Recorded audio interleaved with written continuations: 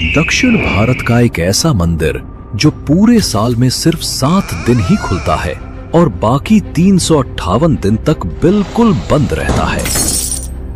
न कोई पूजा, न कोई भक्त और न ही कोई पुजारी। मंदिर को बंद करते वक्त अंदर एक दिया जलाया जाता है। देवी को ताजे फूल और चावल का प्रसाद चढ़ाया जाता है। पर जब 358 दिन बाद दिवाली के समय मंदिर के द्वार दोबारा खुलते हैं तो वो दिया बिना तेल और ऑक्सीजन के भी जलता रहता है और फूल व प्रसाद वैसे के वैसे ही रहते हैं, मानो अभी अभी चढ़ाए गए हों। इतना ही नहीं, एक बार कुछ लोगों ने कोशिश की थी 358 दिन बंद रहने वाले इस मंदिर में घुसने की, लेकिन अगले ही दिन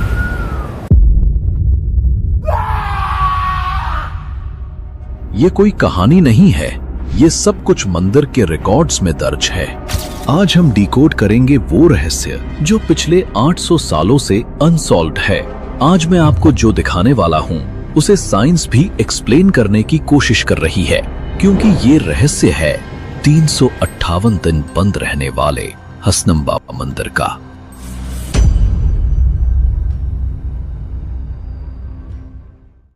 ये मंदिर हसनांबा देवी को समर्पित है, लेकिन यहाँ कुछ ऐसा होता है जो दुनिया के किसी भी मंदिर में नहीं होता।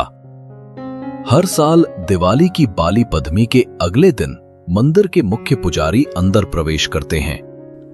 वे मां हसनांबा के सामने एक दिया जलाते हैं, ताजे फूल चढ़ाते हैं और चावल का भोग लगाते हैं। फिर मंदिर का दरवाजा संपूर्ण बंद कर दिया जाता है और उस पर एक विशेष सील लगाई जाती है, ऐसी सील जिसे अगले 358 दिनों तक कोई भी खोल नहीं सकता।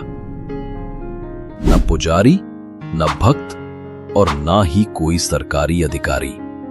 क्यों? इसका जवाब आपको कुछ ही देर में इस वीडियो में मिलने वाला है, लेकिन उससे पहले यह समझना जरूरी है। साल 2023 में जब मंदिर के दरवाजे खोले गए तो मीडिया को अंदर जाने की अनुमति दी गई। कैमरे चल रहे थे और जो दृश्य सामने आया वो पूरे भारत में वायरल हो गया। वो दिया जो 358 दिन पहले जलाया गया था, अब भी जल रहा था, बिना तेल, बिना ऑक्सीजन के। जब भारतीय वैज्ञानिकों ने गणना की कि एक सामान्य दिया सिर्फ 6 से 8 घंटे तक जलता है, तो ये देखकर सब हैरान रह गए कि ये दिया 8592 घंटे से जल रहा था। तो क्या इसने विज्ञान को चुनौती दी या फिर ये देवी का रहस्य है? लेकिन ये तो बस शुरुआत थी।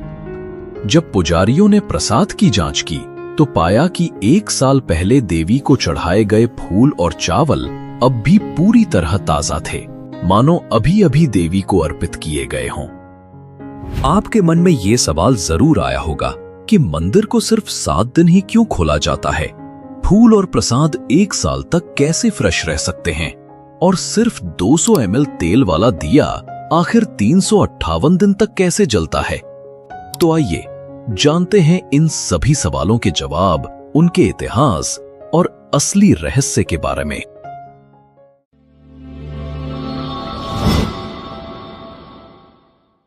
हसनांबा मंदिर भारत के कर्नाटक राज्य के हसन जिले में स्थित एक हिंदू मंदिर है, जिसे 12वीं सदी में होयसल राजवंश के शासनकाल के दौरान बनाया गया था। इसी साल जब मैं यहां दर्शन के लिए गया था तो जो मैंने अपनी आंखों से देखा उस पर यकीन करना वाकई मुश्किल था। पिछले साल यानी 2024 में जब मंदिर को बंद करते समय एक दिया जलाया गया था, वो अब भी जल रहा था। हाँ, वही दिया जो पूरे 358 दिन तक बिना किसी इंसान, बिना ऑक्सीजन और बिना तेल की सप्लाई के लगातार जलता रहा। नामुमकिन लगता है? तो आइए देखते हैं आखिर ये कैसे मुमकिन है। एक सामान्य दिया कितनी देर तक जलता है? ज्यादा से ज्यादा 8 से 10 घंटे। उसके बाद तेल खत्म हो जाता है, बाती जलकर राख हो जाती है और लौ बुझ जाती है। लेकिन यहां ना कोई तेल भरता है, ना कोई बाती बदलता है। और मंदिर के दरवाजे पूरे साल के लिए बंद रहते हैं। सबसे बड़ी बात है ऑक्सीजन की। एक बंद कमरे में ऑक्सीजन 6 से 8 घंटे में खत्म हो जाती है। ऐसे में दिया तो बहुत पहले बुझ जाना चाहिए, लेकिन 358 दिन बाद भी वो दिया जलता रहता है।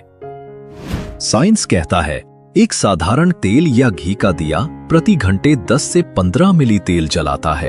अब जरा सोचिए, 358 दिन यानी 8592 घंटे।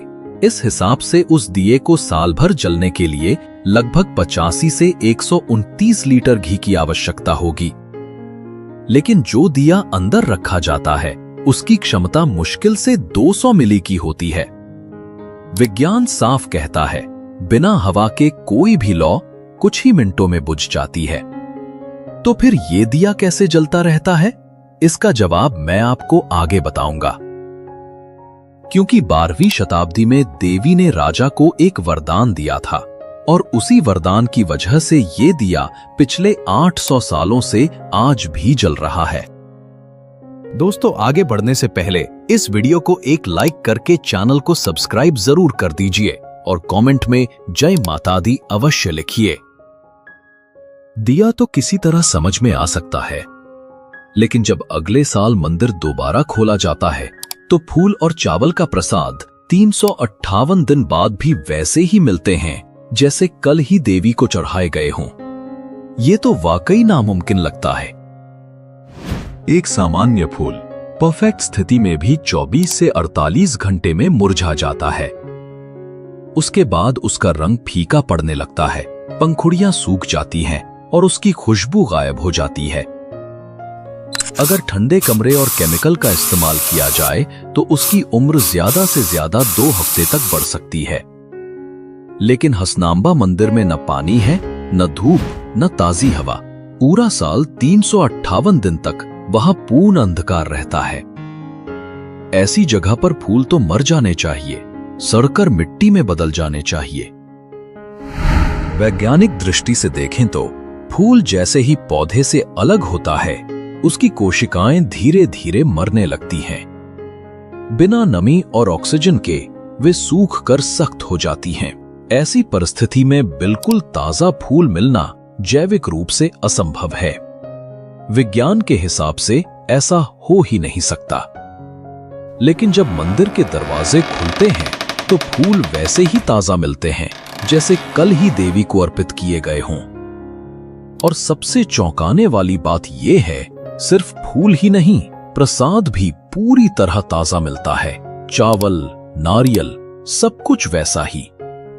358 दिन बाद भी न फंगस, न कीड़े, न सड़न, सब कुछ वैसा ही, जैसे मानो समय वहीं ठहर गया हो।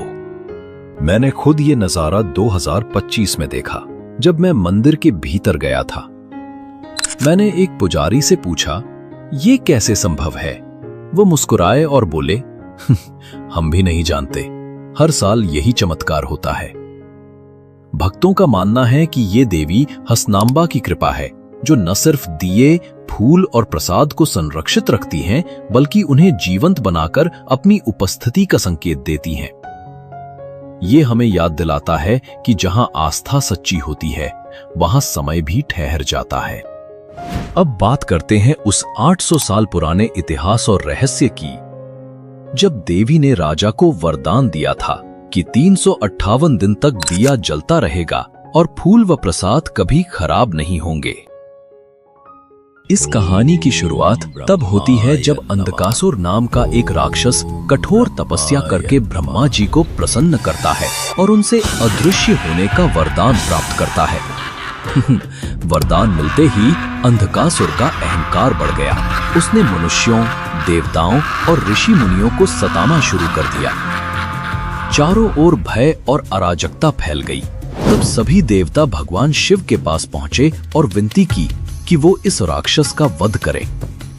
भगवान शिव ने युद्ध का संकल्प लिया, लेकिन अंधकासुर को एक और वरदान प्राप्त था कि उसके रक्त की हर बूंद जो भी धरती पर गिरेगी, वहीं से एक नया अंधकासुर जन्म ले लेगा। जैसे जैसे भगवान शिव प्रहार करते, हर रक्त की बूंद से अनगिनत राक्षस उत्पन्न होते जाते। युद्ध बढ़ता गया और देवताओं की शक्ति कमजोर पड़ने लगी। जब स्थिति असहनीय हो गई, तब भगवान शिव ने देवी आदि शक्ति से सहायता मांगी। देवी ने कहा, जब 7 शक्तियां एक साथ प्रकट होंगी, तभी अंधकासुर का अंत संभव होगा। और इसी प्रकार जन्म हुआ सप्तमातृकाओं का, ब्रह्माणी, महेश्वरी, कौमारी, वैष्णवी, वाराही, इंद्राणी और चामुंडा। फिर युद्ध दोबारा आरंभ हुआ। महादेव ने अपना त्रिशूल उठाया और उसे अंधकासुर के गले में भेद दिया। लेकिन अंधकासुर के हर रक्त की बूंद से एक नया राक्षस जन्म लेता रहा। तभी देवी चामुंडा ने अपनी विशाल जिह्वा फैलाई और उस राक्षस के हर रक्त बिंदु को पी लिया, ताकि उस अंधकार से कोई नया जन्म न ले सके। अंततः देवियों की विजय हुई और अंधकासुर भस्म हो गया। तब भगवान शिव ने कहा, हे मातृकाओं, तुम्हारा तेज सदा पृथ्वी पर रहेगा और तुम पृथ्वी लोक पर भक्तों के दुख दूर करोगी। युद्ध के बाद सप्तमातृकाएं पृथ्वी पर अवतरित हुईं और विचरण करने लगीं। एक बार देवियां वाराणसी से दक्षिण की ओर यात्रा पर निकली। जब वे आकाश मार्ग से हासन के ऊपर से गुजरीं, तो यहाँ की अद्भुत प्राकृतिक सुंदरता देखकर मुग्ध हो गईं और यहीं विराजमान होने का संकल्प लिया। महेश्वरी, कौमारी और वैष्णवी तीनों देवियां चींटियों के टीलों के रूप में रूपांतरित हो गईं।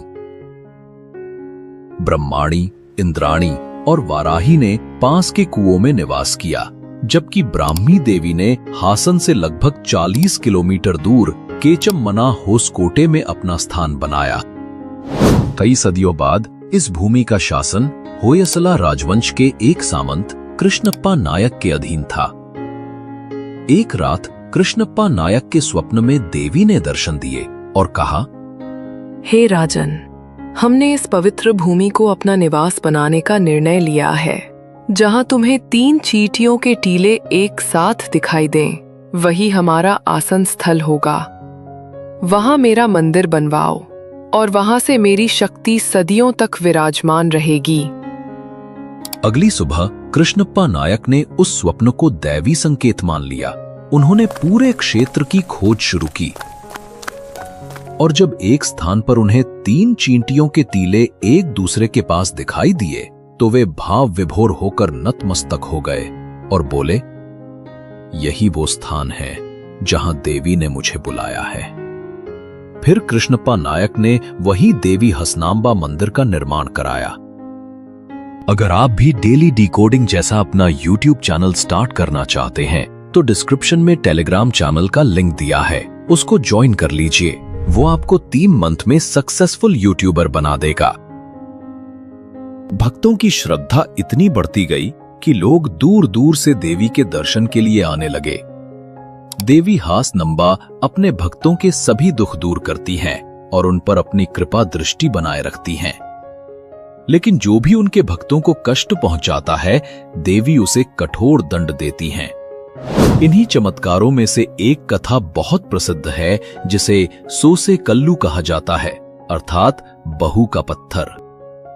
12वीं शताब्दी की बात है। एक श्रद्धालु महिला थी जो देवी हासनांबा की अत्यंत भक्त थी। वो हर दिन मंदिर आती, पूरे मन और आस्था से माता की पूजा करती थी। लेकिन उसकी सास हमेशा उसे परेशान करती और उसके धार्मिक कार्यों में बाधा डालती रहती थी। एक दिन जब वो मंदिर में देवी के सामने प्रार्थना कर रही थी, तो उसकी सास गुस्से में वहां पहुंच गई। उसने ताना मारा, तुझे क्या ज्यादा जरूरी है, मंदिर आना या घर के काम? और क्रोध में आकर उसके सिर पर एक कटोरा मार दिया। बहू के माथे से खून बहने लगा। वो जमीन पर गिर पड़ी, घायल और पीड़ित हो गई। दर्द और अपमान से टूटी उस बहू ने देवी हासनांबा से रक्षा की प्रार्थना की।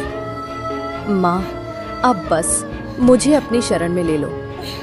उसकी सच्ची भक्ति और पीड़ा देखकर देवी हासनांबा ने उसकी पुकार सुन ली। देवी ने उसे पत्थर का रूप दे दिया। पर यह दंड नहीं था, यह सुरक्षा का आशीर्वाद था। देवी ने उसे अपने पास स्थान दिया ताकि कोई फिर उसे पीड़ा ना दे सके। देवी ने कहा, तुम सदा मेरे पास रहोगी और धीरे धीरे मेरे चरणों तक पहुंचोगी। ये उसकी भक्ति और त्याग का पुरस्कार था।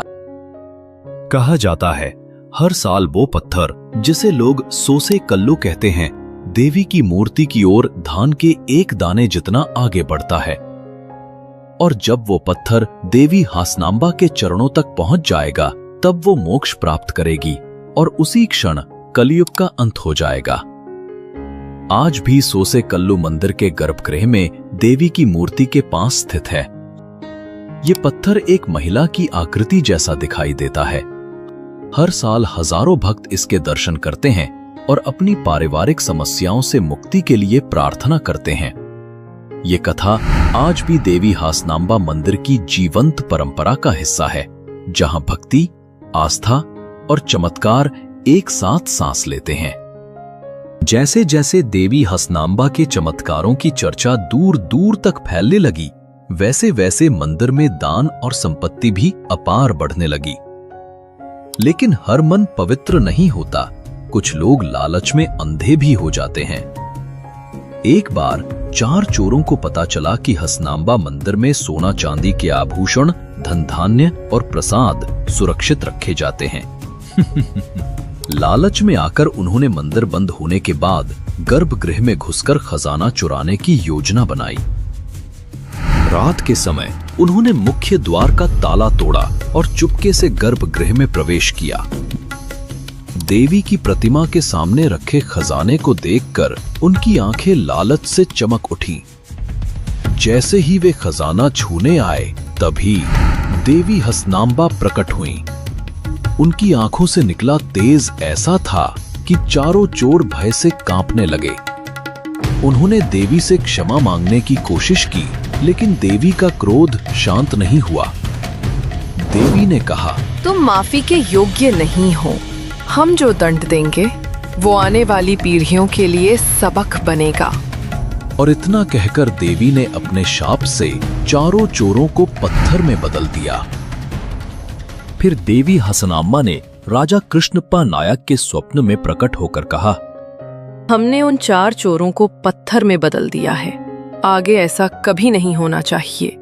ये घटना सबके लिए एक सीख बने। अगर भविष्य में कोई भी हमारे मंदिर में चोरी करने आए तो उसे पता होना चाहिए कि उसकी सजा क्या होगी।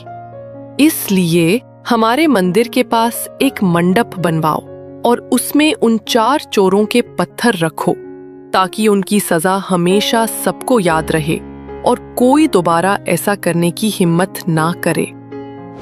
अगली सुबह जब राजा कृष्णप्पा नायक देवी के दर्शन के लिए मंदिर पहुंचे तो पुजारी ने उन्हें बताया, महाराज, जब मैंने आज मंदिर का द्वार खोला तो गर्भगृह में 4 पत्थर पड़े मिले।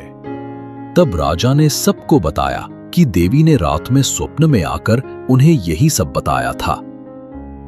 राजा ने तुरंत आदेश दिया, मंदिर के पास एक सुंदर मंडप बनवाओ और इन 4 पत्थरों को वहां स्थापित करो, ताकि जो भी इन्हें देखे वो समझ जाए कि देवी के मंदिर में पाप का अंजाम क्या होता है।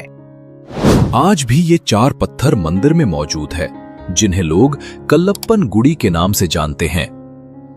भक्तों का मानना है कि ये पत्थर देवी की शक्ति से संरक्षित हैं और आज भी हर उस व्यक्ति को चेतावनी देते हैं जो बुरे इरादे से मंदिर की ओर आते हैं। अब बात करते हैं उस रहस्य की जिसकी वजह से ये मंदिर साल में सिर्फ 7 दिन ही खोला जाता है। आखिर ऐसा कौन सा रहस्य है जिसके कारण दिया पूरे 358 दिन जलता रहता है? फूल कभी नहीं मुरझाते और प्रसाद भी कभी खराब नहीं होता। एक दिन महेश्वरी, कौमारी और वैष्णवी तीनों देवियों ने सोचा, चलो आज गांव में चलते हैं, देखें लोग कैसे रहते हैं, क्या बातें करते हैं और अपने घरों को कैसे संभालते हैं। तीनों देवियां गांव में पहुंची। कुछ महिलाएं आंगन में झाड़ू लगाकर सफाई कर रही थीं, तो कुछ मिर्च पीसकर मसाला बना रही थीं। मिर्च की तीखी गंध और आंगन की धूल देवियों की नाक और आंखों में चली गई। तीनों को बहुत परेशानी हुई और वे क्रोधित होकर मंदिर लौट आईं। मंदिर पहुंचकर उन्होंने सोचा, हमें ये बात कृष्णपा नायक को बतानी चाहिए। उन्होंने राजा से कहा, हे कृष्णपा नायक, जिस मंदिर में हम निवास करती हैं, लोगों ने उस मंदिर की चारों ओर अपने घर बना लिए हैं। उन घरों से निकलने वाली धूल, मिर्च की तीखी गंध और कूड़े की बदबू हमें असहनीय लगती है। इस कारण हमारा मन अब यहाँ अशांत रहने लगा है। लोगों से कहो कि वे ऐसे मसालों और वस्तुओं का प्रयोग न करें जिनकी गंध और स्वाद अत्यधिक तीव्र हो। अगर ये संभव नहीं है तो हम ये स्थान छोड़कर हमेशा के लिए चले जाएंगी। कृष्णपा नायक धर्म संकट में पड़ गए। न तो वे अपनी प्रजा से कुछ कह सकते थे और न ही देवियों को मना सकते थे। वे हाथ जोड़कर विनती करने लगे, हे माँ, आप ही हमारी रक्षक हैं, आप ही हमारी तारणहार। कृपा करिए, कोई मार्ग दिखाइए। माँ, कृपा करो, माँ, कृपा करो। देवियां उनकी भक्ति और विनम्रता से प्रसन्न हो गईं। उन्होंने कहा, आने वाले आश्विन मास की पूर्णिमा के बाद जो गुरुवार आएगा, उसी दिन मंदिर के दरवाजे खोले जाएं। उस दिन से लेकर बलि पद्यमी के दूसरे दिन तक हम भक्तों को दर्शन देंगे। जो भी उस दौरान श्रद्धा और भक्ति से पूजा करेगा, हम उसकी सभी मनोकामनाएं पूरी करेंगी। बलि पद्यमी के दूसरे दिन मंदिर के दरवाजे बंद करने से पहले हमें फूलों से सजाना, 2 दिए जलाना और प्रसाद चढ़ाना, फिर दरवाजा बंद कर देना। जब 1 साल बाद मंदिर के द्वार फिर खुलेंगे, तब वे फूल नहीं मुरझाए होंगे और दिए अब भी जलते रहेंगे। ये हमारी उपस्थिति का संकेत होगा। मंदिर का दरवाजा खोलने से पहले उसके सामने एक केले का फलदार पेड़ रखना और जैसे ही दरवाजा खुले उसे एक ही वार में तलवार से काट देना, तभी हमारे दर्शन संभव होंगे। याद रखना, तुम्हारा राजवंश ही इस परंपरा को निभाएगा और ये रिवाज कलयुग के अंत तक हर वर्ष बिना किसी चूक के चलता रहेगा। आज भी ये परंपरा पिछले 800 सालों से निरंतर चल रही है और हर साल सिर्फ 7 दिनों में 20 लाख से ज्यादा श्रद्धालु देवी के दर्शन करने पहुंचते हैं। तो दोस्तों, यही था वो रहस्य जो पिछले 800 सालों से आज तक चला आ रहा है। अगर आपको ये वीडियो पसंद आया हो तो कमेंट में जरूर बताइए और ऐसे ही और रहस्यमयी वीडियो देखने के लिए हमारे चैनल को सब्सक्राइब करना बिल्कुल मत भूलिए। मिलते हैं बहुत जल्द एक नई डॉक्यूमेंट्री के साथ। तब तक के लिए धन्यवाद। जय हिंद, जय भारत।